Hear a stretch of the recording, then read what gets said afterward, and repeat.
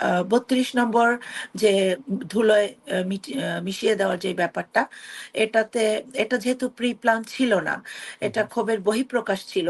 আ ক্ষোভ বলতে এবং শেখ হাসিনার যে বক্তব্য, সেই বক্তব্যের কারণেই ক্ষোভ অবশ্যই। রাইট। অবশ্যই এবং উনি কিন্তু ক্ষমা চান নাই জুলাইয়ের গণহত্যার জন্য, একবারের জন্যও না। স্বাভাবিকভাবে রক্তের দাগ এখনো শুকায়নি, তাই না? এই হুম, হুম, যেই নারকীয় হত্যাযজ্ঞ সারা বিশ্বকে কাঁদিয়েছে, তাই না? তো হুম, সেখানে বসে সে ভারতে বসে আরামে বসে এই কথাগুলা বলছেন। জনগণের ক্ষোভের অনেক কারণ থাকবে, ছাত্র জনতার বিশেষ করে। তো সেই ক্ষোভের বহিঃপ্রকাশ হিসাবে তারা এই ৩২ নম্বরকে বুলডোজার দিয়ে ধসিয়ে দিয়েছে। এটার জন্য আমার কোনো খারাপ লাগে নাই। এখন হুম, আপনি বলবেন এটা শেখ মুজিবের স্মৃতি বিজড়িত বাড়ি।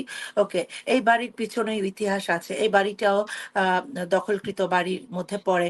অথবা যাই হোক যে ওই বিষয়ে যদি আমরা নাও যাই, তো শেখ মুজিবের শাসনামল কেমন ছিল? এটা আগে আমাদের বুঝতে হবে। ৭২ থেকে ৭৫ পর্যন্ত শেখ মুজিবুর রহমান বাংলাদেশের ৭ কোটি জনগণকে কোনো সুরক্ষা দিতে পারেননি। প্রত্যেকটা জীবনকে উনি একেবারে বিপর্যস্ত করে ফেলেছিলেন। উনার একান্ত কাছের যারা ছিল, তারা অনেক সুরক্ষিত ছিল, তারা প্রটেক্টেড ছিল।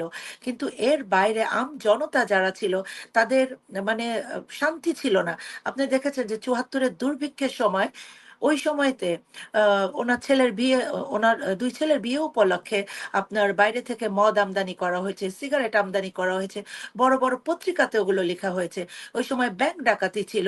ওই সময় আমরা বাসন্তীর বোনকে জালের নেট দিয়ে কাপড় বানায় পড়তে দেখেছি, তাই না? এবং তখন এই বর্ডার এলাকা ১০-১২ কিলোমিটার ওপেন করে দেওয়া হয়েছিল ভারতীয়দের জন্য ব্যবসা করার জন্য এবং উন্মুক্ত করতে। এবং তখন আম আ মানে ওই যে জাল টাকা ছাপা হতো, হ্যাঁ, ভারতে, সেই জাল টাকা বাধ্য করা হতো বাংলাদেশের ব্যবসায়ীদের ব্যবহার করার জন্য।